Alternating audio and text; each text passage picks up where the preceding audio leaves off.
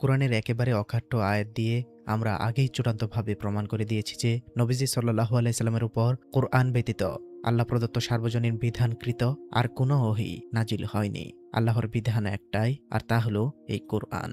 কিন্তু এই সত্যটি যখন কোরআন দিয়ে প্রতিষ্ঠিত করা হয়, তখনই সমাজের একদল মানুষ তাদের শেষ অস্ত্রটি নিয়ে ঝাঁপিয়ে পড়ে। তার অত্যন্ত ক্ষোভের সাথে চিৎকার করে বলে, কোরআনের বাইরের ওহী আসেনি মানে? কোরআনের বাইরে ওহী নাজিল অবশ্যই হয়েছে নবীজির উপর।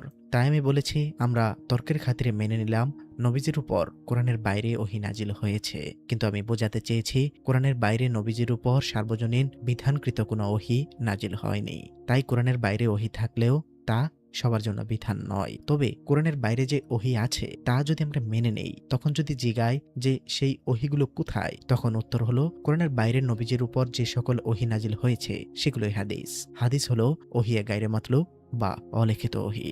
আচ্ছা, আজকের এই দীর্ঘ আলোচনায় ঠিক এটাই যাচাই করা হবে। আজ আমরা দেখব নতুন করে যে দাবি করা হচ্ছে হাদিস হলো আল্লাহর পরোক্ষ ওহী, এই দাবির আসল ভিত্তিটা কোথায়। আমি নতুন করে শব্দটা এই জন্যই বলতেছি, কারণ আমি ছোটবেলা থেকেই শুনেছি হাদিস হলো নবীজির কথা, কাজ, অনুমোদন। আমি এখন শুনতেছি সেগুলো আল্লাহর ওহী। আমি ইতিহাসও পাইনি যে নবীজি সাল্লাল্লাহু আলাইহি সাল্লামের মৃত্যুর কয়েকশো বছরে এই দাবিটি করা হতো। তবে আমি ভুলও হতে পারি।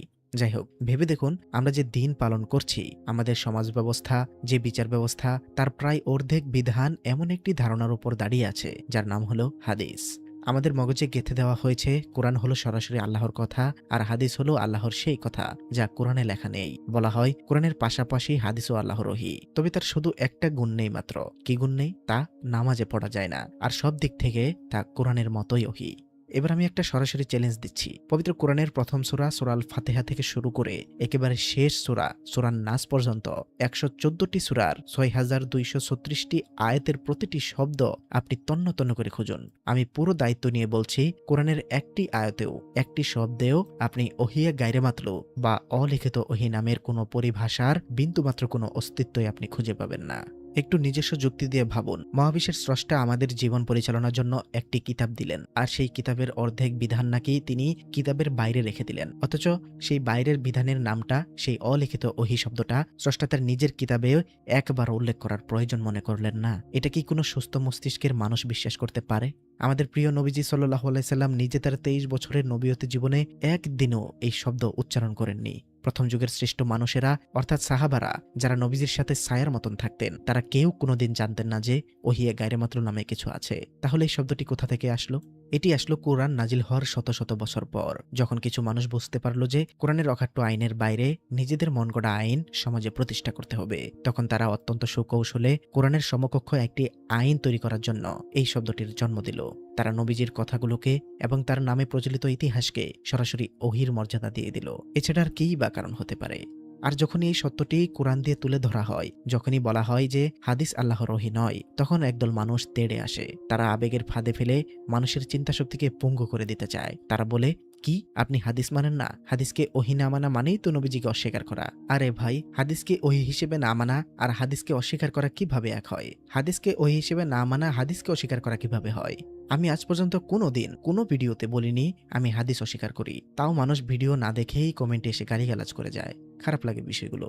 এটি হলো ধর্মের নামে সবচেয়ে বড় আবেগের ফাঁদ। হাদিসকে ওহী হিসেবে অস্বীকার করা মানে নবীজিকে অস্বীকার করা নয়, বরং হাদিসকে ওহী দাবি করাই হলো স্বয়ং আল্লাহ ও তার কুরআনকে সরাসরি অপমান করা। নবীজির কথা, তার কাজ এবং তার অনুমোদন, এগুলো হলো আমাদের জন্য অনুসরণীয় ইতিহাস। এগুলো সুন্নাহ। নবীজি কিভাবে কোরআনের বিধানগুলো সমাজে বাস্তবায়ন করেছেন, এটাই তার একটি বিবরণ। ইতিহাস সব সময় মানুষের স্মৃতিতে থাকে, আর কোরআনের ওহী থাকে স্বয়ং স্রষ্টার সংরক্ষণে। ইতিহাস আর ওহী কখনোই এক পাল্লায় মাপা যায় না। ভাই ও বোনেরা, হাদিস কি আসলে আল্লাহর ওহী, নাকি ইতিহাসকে ওহী বানিয়ে মূলত স্বয়ং কুরআনের পূর্ণাঙ্গতাকেই অস্বীকার করা হচ্ছে? যারা সত্যকে গ্রহণ করতে প্রস্তুত, যারা এত বছরের চাপিয়ে দেওয়া অন্ধবিশ্বাস থেকে নিজেদের চিন্তাকে মুক্ত করতে চান, তারা নিজেদের যুক্তির দরজাটা আজ পুরোপুরি খুলে দিন, কারণ আজ মিথ্যার এই শেকড়টি চিরতরে উপড়ে ফেলা হবে। বরাবরের মতো এবারও বলে রাখি, আমি যা বলি তা আল্লাহ বা রাসূলের কথা নয়। আমি আল্লাহ ও রাসূলের দেওয়া কোরআন পড়ে যা বুঝি তাই বলি। আমার কথা একান্তই আমার কথা। আমার কথা দিয়ে ইসলাম চলবে না। তাই আমার কথাকে আমার মতামত হিসেবে দেখেই যাচাই বাছাই করুন। তর্কের খাতিরে চলুন এক মুহূর্তের জন্য মেনেই নিলাম যে নবীজির উপর কোরআনের বাইরেও ওহী আসতো। মেনে নিলাম যে ফেরেশতা জিবরাইল আলাইহিস সালাম এসে নবীজিকে কোরআনের আয়াতের বাইরেও হয়তো কিছু বার্তা বা পরামর্শ দিয়ে যেতেন। এখন সবচেয়ে বড় যৌক্তিক প্রশ্নটি খুব মনোযোগ দিয়ে শুনুন। যদি তর্কের খাতিরে আমরা এটা 100% সত্য বলেও মেনে নিই, তবুও কি এটা প্রমাণিত হয় যে আমাদের ঘরে ঘরে যে বুখারী, মুসলিম বা আবু দাউদের মতো কিতাবগুলো আছে, তার ভেতরের লেখাগুলোই কি আল্লাহর সেই কোরআনের বাইরের ওহী, অথবা কোরআনের বাইরে আসা ওই বার্তাগুলো আমাদের জন্য, অর্থাৎ কিয়ামত পর্যন্ত আগত সকল মানুষের জন্য সার্বজনীন কোনো ধর্মীয় বিধান? এর উত্তর হলো কখনোই না। একেবারে স্পষ্টভাবে কোনো রকম রাগঢাক ছাড়াই বলছি, কখনোই না। কেন নয়? আসুন বিষয়টা একেবারে ক্লিয়ার করি। প্রথমত নবীজির বহুমুখী পরিচয়ের দিকে তাকান। তিনি শুধু একজন নবীই ছিলেন না, একই সাথে তিনি ছিলেন মদিনার রাষ্ট্রের একজন রাষ্ট্রপ্রধান, তিনি ছিলেন ময়দানের একজন সেনাপতি এবং সমাজের একজন প্রধান বিচারক। এই 4টি পরিচয় সম্পূর্ণ আলাদা। যখন তিনি সেনাপতি হিসেবে বদর বা উহুদের প্রান্তরে দাঁড়িয়ে আছেন, তখন কোথায় তীরন্দাজ বাহিনী বসবে, কোথায় পদাতিক বাহিনী থাকবে, এটা সেনাপতির সিদ্ধান্ত। আবার মদিনার সমাজ কিভাবে চালাতে হবে, বাজার কিভাবে নিয়ন্ত্রণ করতে হবে, এটা রাষ্ট্রপ্রধানের সিদ্ধান্ত। দুজনের মধ্যে জমি নিয়ে বিবাদ হলে প্রমাণের সাক্ষীর ভিত্তিতে কে জমিটি পাবে, এটা আবার বিচারকের সিদ্ধান্ত। এখন এই কাজগুলো পরিচালনা করতে গিয়ে স্রষ্টা যদি তাকে কোরআনের বাইরে কোনো পরিস্থিতি ভিত্তিক পথ দেখিয়েও থাকেন, তবে তা ছিল ওই নির্দিষ্ট সময়ের জন্য, ওই নির্দিষ্ট সমাজের মানুষের জন্য। তা কোনোভাবেই কিয়ামত পর্যন্ত আগত সকল মানুষের জন্য চিরস্থায়ী, সার্বজনীন বা ফরজ কোনো বিধান হতে পারে না। যদি ফরজ হতো, তা কোরআনেই থাকতো।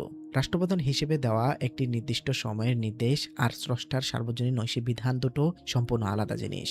নবীজি তৎকালীন পরিস্থিতির উপর ভিত্তি করে যে নির্দেশগুলো দিয়েছেন, তাকে জোর করে কোরআনের আয়াতের সমকক্ষ একটি সার্বজনীন ওহী বানিয়ে দেওয়াটা হলো সবচেয়ে বড় যৌক্তিক ভুল। আল্লাহর চিরস্থায়ী এবং সার্বজনীন বিধান হলো শুধু একটাই, আর তা হলো পবিত্র আল কোরআন। আমরা তর্কের খাতিরে মেনে নিয়েছি যে কোরআনের বাইরেও নবীজির কাছে কোনো ওহী আসতো, কিন্তু তবুও সেই ওহী আর আজকের এই হাদিস শাস্ত্র কখনোই এক জিনিস হতে পারে না।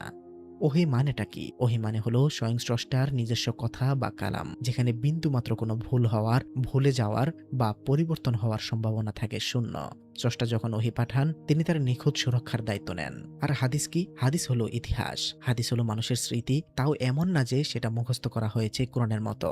একটু গভীরভাবে চিন্তা করুন। একজন বর্ণনাকারী বলছেন, আমি তার কাছ থেকে শুনেছি, তিনি তার শিক্ষকের কাছ থেকে শুনেছেন, তিনি তার বাবার কাছ থেকে শুনেছেন যে নবীজি এই কথা বলেছেন। এই যে মানুষের কান থেকে কানে, স্মৃতি থেকে স্মৃতিতে ঘুরে বেড়ানোর কথা, যা নবীজির ইন্তেকালের প্রায় 2 থেকে 250 বছর পর মানুষের মাধ্যমে যাচাই বাছাই করে কাগজে লেখা হয়েছে, তা কিভাবে স্বয়ং স্রষ্টার নিখুঁত ওহী হয়? আপনি আজ সকালে কি দিয়ে ভাত খেয়েছেন তা হয়তো আপনার মনে আছে, কিন্তু 1 মাস আগে ঠিক এই দিনে দুপুরে কি খেয়েছিলেন তা কি আপনার মনে আছে? মানুষের স্মৃতি তো এমনিই দুর্বল, মানুষ ভুলে যায়। মানুষ নিজের মতো করে কথার অর্থ বানিয়েও বলতে পারে, যদি তা কোরআনের মতো করে মুখস্থ করা না হয়। দুজন মানুষ একটা ঘটনা দেখার পর যখন তৃতীয় কাউকে বর্ণনা করে, তখন দুজনের বর্ণনায় আকাশ পাতাল পার্থক্য তৈরি হয়ে যায়। সেখানে 2 থেকে 250 বছর ধরে শুধু মানুষের মুখে মুখে, স্মৃতি থেকে স্মৃতিতে ঘুরে বেড়ানো আপনি আল্লাহর ওহীর সমকক্ষ বলতে পারেন? আল্লাহর ওহীতে কি এমন কোনো দুর্বলতা বা সন্দেহের অবকাশ থাকতে পারে?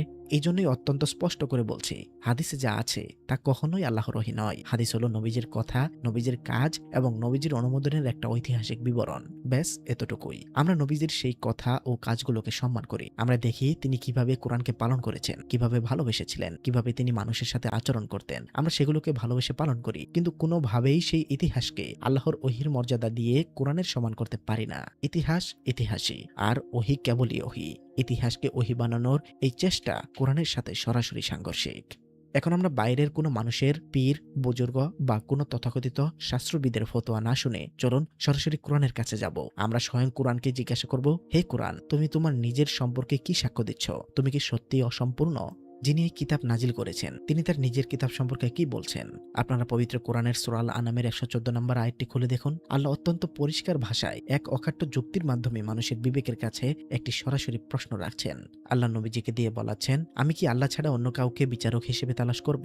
অথচ তিনি তোমাদের নিকট বিস্তারিত কিতাব নাজিল করেছেন। আল্লাহ বলতেছেন, আর যাদেরকে আমি কিতাব দিয়েছিলাম তারা জানতো যে তা তোমার রবের পক্ষ থেকে যথাযথভাবে নাজিলকৃত। সুতরাং তুমি কখনোই সন্দেহকারীদের অন্তর্ভুক্ত হয়ো না। একটু থামুন। এই আয়াতের প্রতিটি শব্দ নিয়ে একটু গভীরভাবে চিন্তা করুন। আল্লাহ বলছেন, তিনি যে কিতাব নাজিল করেছেন তা হলো বিস্তারিত। আরবিতে শব্দটি হলো মুফাসসাল, যার মানে হলো এমন ভাবে ব্যাখ্যা করা যার ভিতরে কোনো অস্পষ্টতা নেই, একেবারে তন্ন তন্ন করে খুলে বলা হয়েছে। স্রষ্টা নিজে বলছেন তার কিতাব বিস্তারিত, আর আমরা যুগের পর যুগ ধরে মানুষের শেখানো বলিয়া উঠে বলছি, না, কোরআন তো সংক্ষিপ্ত, কোরআন বিস্তারিত নয়। একটু বিবেককে প্রশ্ন করুন তো, এটা কি স্বয়ং আল্লাহর সাথে সরাসরি গাদ্দারি নয়? এটা কি আল্লাহর কথার সরাসরি অবাধ্যতা নয়? আল্লাহ বলছেন বিস্তারিত আর আপনি বলছেন সংক্ষিপ্ত। শুধু একটি আয়াত নয়, আপনারা সূরা নাহলের 89 নম্বর আয়াতটি খুলে দেখুন, যেখানে আল্লাহ তাআলা বলতেছেন, আর স্মরণ করো যেদিন আমি প্রত্যেক উম্মতের কাছে তাদের থেকেই তাদের বিরুদ্ধে একজন সাক্ষী অতীত করব এবং তোমাকে তাদের উপর সাক্ষীরূপে হাজির করব। আর আমি তোমার উপর কিতাব নাজিল করেছি প্রতিটি বিষয়ের স্পষ্ট বর্ণনা, হিদায়াত, রহমত ও মুসলিমদের জন্য সুসংবাদ স্বরূপ। কি সুস্পষ্ট কথা! আল্লাহ বলছেন তিবিয়ানাল লিল কুল্লি শাইইন, অর্থাৎ সুস্পষ্ট ব্যাখ্যা। অর্থাৎ এমন কোনো বিষয় নেই যা মানুষের হিদায়াত বা জীবন পরিচালনার জন্য দরকার, অথচ আল্লাহ তা কোরআনে স্পষ্ট করে দেননি। এখন আপনারা আপনাদের নিজেদের সাধারণ জ্ঞান দিয়ে বিচার করুন, যে কিতাবকে স্বয়ং আল্লাহ বলছেন বিস্তারিত, যে কিতাবকে আল্লাহ বলছেন সুস্পষ্ট বর্ণনা বা ব্যাখ্যা, সেই কিতাবকে পূর্ণ করার জন্য কোরআনের বাইরে আরেকটি সমান্তরাল ওহীর প্রয়োজন হয় কেন? আমি আগেও বলেছি, কোরআনের অন্তর্নিহিত জ্ঞান বুঝতে সূরা আনকাবুতের 43 নম্বর অনুযায়ী আগে জ্ঞানী হতে হবে। শুধু হাদিসই নয়, দুনিয়ার যে কোনো জ্ঞানী কাজে লাগতে পারে। কিন্তু যদি বলেন কোরআন ছাড়াও আরো কিছু আছে যা শরীয়তের বিধান, যদি আরেকটা কিতাব এসে কোরআনকে পূর্ণ করে, তাহলে কোরআন বিস্তারিত হলো কিভাবে? স্রষ্টা কি অসম্পূর্ণ কোনো কিতাব পাঠিয়েছিলেন? আল্লাহর প্রজ্ঞা নিয়ে এর চেয়ে বড় অপমান আর কি হতে পারে? যখনই আপনি এই অকাট্য যুক্তিগুলো, কোরআনের এই সরাসরি আয়াতগুলো তাদের সামনে তুলে ধরবেন, যখনই আপনি বলবেন যে কোরআন নিজেই স্বয়ংসম্পূর্ণ, কোরআনের বিধান পূর্ণ করার জন্য কোরআনের বাইরে অন্য কোনো ওহীর দরকার নেই, তখনই ইনারা আরেকটি বড় অস্ত্র আপনার দিকে ছুড়ে মারবে। তারা জানে যুক্তিতে তারা পারবে না, তাই তারা অত্যন্ত সুকৌশলে সাধারণ মানুষের আবেগকে ব্যবহার করে একটা ঢাল তৈরি করবে। তারা চিৎকার করে বলে উঠবে, কি আপনি হাদিসকে আল্লাহর ওহী মানেন না? তার মানে আপনি নবীকেই মানেন না। হাদিসকে ওহী না মানা মানেই তো নবীকে অস্বীকার করা। আপনি তো হাদিস অস্বীকারী, মুনকারিনে হাদিস। এই কথাটি শোনার পর আমরা ভয়ে কুঁকড়ে যাই, কারণ নবী সাল্লাল্লাহু আলাইহি সাল্লামের প্রতি আমাদের সবার হৃদয়ে যে অসীম ভালোবাসা আছে, সেই ভালোবাসার জায়গায় আঘাত করে তারা আমাদের চিন্তা শক্তিকে পঙ্গু করে দেয়। তারা আমাদের বোঝাতে চায় নবীজির হাদিস আর আল্লাহর ওহী ও আল্লাহর বিধান দুটো একই জিনিস। কিন্তু আজ এই মিথ্যার মুখোশ ছিঁড়ে চলুন। অত্যন্ত কড়া ভাষায় এবং শতভাগ কোরআনের যুক্তিতে আমি আপনাদের বলছি, হাদিসকে ওহী দাবি না করার অর্থ কখনোই নবীকে অস্বীকার করা নয়, বরং হাদিসকে ওহী দাবি করাই হলো স্বয়ং কোরআনের পূর্ণাঙ্গতাকে সরাসরি অস্বীকার করা। আমি আবারও বলছি, কথাটা মাথার ভেতরে গেঁথে নিন। আপনি যখনই বলবেন হাদিস হলো আল্লাহর দ্বিতীয় ওহী আর তা কোরআনের সাথে সমান্তরাল বিধান পূর্ণ করেছে, তখনই আপনি অবচেতনভাবে বলছেন যে আল্লাহর প্রথম ওহী কোরআনে বিধানগুলো আসলে অসম্পূর্ণ ছিল। আপনি বলতেছেন যে সূরা নাহল, সূরা ইউসুফের 40 এবং সূরা আনামের 114 নম্বর আয়াতটি যে দাবিটি করলো যে বিধান একমাত্র আল্লাহর ও তার কিতাব বিস্তারিত এবং সুস্পষ্ট, আপনি বলতেছেন কোরআনের এই দাবিগুলো আসলে সত্য নয়। সেটা আপনার কাছে যথেষ্ট মনে হয়নি। আপনি স্বয়ং কোরআনের পূর্ণাঙ্গতাকে সরাসরি অস্বীকার করে বসলেন আর ভাবলেন আপনি নবীর সম্মান রক্ষা করছেন। নবীজির সম্মান কি এতে বাড়ে যে তার নামে মানুষের স্মৃতি থেকে লেখা কথাগুলোকে ওহী হিসেবে চালিয়ে দিয়ে কোরআনের আয়াতের সাথে সাংঘর্ষিক আইন তৈরি করা হবে? কখনই না। নবীজি নিজে কোরআনের বড় অনুসারী ছিলেন। তিনি কখনোই কোরআনের বাইরে গিয়ে কোনো সমান্তরাল সার্বজনীন বিধান তৈরি করেননি। তাহলে হাদিস আসলে কি? হাদিসের আসল মর্যাদা কি? খুব সহজ এবং পরিষ্কার উত্তর। হাদিস হলো প্রিয় নবীজির কথা, তার কাজ এবং তার অনুমোদনের একটি বিবরণ। ব্যাস এতটুকুই। নবীজি তার 23 বছরের নবুয়তি জীবনে কিভাবে কোরআনের বিধানগুলো সেই সমাজের মানুষের মাঝে বাস্তবায়ন করেছেন, কিভাবে তিনি একটি রাষ্ট্র পরিচালনা করেছেন, কিভাবে তিনি বিচার করেছেন, মানুষের সাথে কেমন আচরণ করেছেন, তার একটি ঐতিহাসিক বিবরণ হলো হাদিস। এটি একটি ইতিহাস। এটি নবীর জীবনী, তার প্রজ্ঞা, তার কাজের ধরন। আমরা নবীজি সাল্লাল্লাহু আলাইহি সাল্লামের সেই ইতিহাসকে সম্মান করি। আমরা সেই ইতিহাস থেকে শিক্ষা নিই। কিন্তু ইতিহাস ও আল্লাহর ওহী এই দুটোকে এক পাল্লায় মাপার মতো বোকামি তো কোনো সুস্থ মস্তিষ্কের মানুষ করতে পারে না। ইতিহাস মানুষ দ্বারা বর্ণিত হয় আর মানুষের স্মৃতিতে ভুল থাকে, মানুষের বর্ণনায় খাত থাকে, যার জন্যই জাল, জয়ীফ, হাসান হাদিস বের হয়েছে। কিন্তু আল্লাহর ওহী হলো নিজস্ব সংরক্ষিত বাণী। ওহীতে কোনো খাত থাকে না, কোনো সন্দেহ থাকে না, কোনো পরিবর্তন থাকে না। হাদিস হলো সাংবাদিকের করা নিউজ প্রতিবেদনের মতো, আর পৃথিবীর কোনো আদালতে নিউজ প্রতিবেদনকে এভিডেন্স হিসেবে গ্রহণ করা হয় না। সেটা জাস্ট একটা খবর যা সহায়তা করে, কিন্তু তা এভিডেন্স নয়। নবীজির কথা ও কাজ আমাদের জন্য দৃষ্টান্ত, কিন্তু তা কোরআনের মতো অকাঠ্য, ভুল ত্রুটিমুক্ত, অপরিবর্তনীয় কোনো ঐশী বিধান বা ওহী নয়। কোরআন নিজেই নিজের ব্যাপারে সাক্ষ্য দিচ্ছে যে এটি বিস্তারিত এবং সুস্পষ্ট। এই কিতাবের বিধানকে পূর্ণ করার জন্য কোরআনের বাইরে আর কোনো ওহীর প্রয়োজন নেই। আর যারা আপনাকে নবীর দোহাই দিয়ে আবেগের ফাঁদে ফেলতে চায়, তাদের চোখে চোখ রেখে বলবেন, আমি নবীর ইতিহাসকে, নবীর কাজ, অনুমোদন, নবীর হাদিসকে, নবীর সুন্নাহকে সম্মান করি, কিন্তু নবীর ইতিহাসকে আল্লাহর ওহীর সমকক্ষ বানিয়ে আমি কোরআনের আয়াতের সাথে গাদ্দারি করতে পারবো না। যে কোনো একটা কিছু দাবি করলেই তো আর তা সত্য হয়ে যায় না। আপনি আমি মুখে মুখে দাবি করে বসলাম যে হাদিস হলো কোরআনের বাইরের ওহী বা শরীয়তের বিধান, আর অমনি তা হয়ে যাবে? কখনোই না। পৃথিবীর যে কোনো জিনিসকে যাচাই করার জন্য একটি নির্দিষ্ট মাপকাঠি বা মানদণ্ড লাগে। খাঁটি সোনা চেনার জন্য যেমন কষ্টিপাথর লাগে, ঠিক তেমনি কোনো কথা, কোনো কিতাব বা কোনো বাণী স্বয়ং মহাবিশ্বের স্রষ্টার ওহী কিনা তা মাপার জন্য একটি কষ্টিপাথর লাগে। আর সেই কষ্টিপাথর বা মানদণ্ড মানুষ তৈরি করতে পারে না। ওহী মাপার মানদণ্ড স্বয়ং আল্লাহ পবিত্র কোরআনে একেবারে সুনির্দিষ্ট করে কিছু পন্থা বলে দিয়েছেন। আল্লাহ এই কোরআনকে ঘোষণা করেছেন ফুরকান, সত্য মিথ্যার পার্থক্যকারী। আজ আমরা আমাদের সমাজের প্রচলিত এই হাদিস শাস্ত্রকে কোরআনের সেই মানদণ্ডে, সেই কষ্টিপাথরে যাচাই করব। আমরা দেখব কোরআন ওহীর জন্য যে শর্তগুলো দিয়েছে, হাদিস কি একটি শর্ত পূরণ করতে পারে? আপনারা আপনাদের বিবেককে সম্পূর্ণ জাগ্রত রাখুন।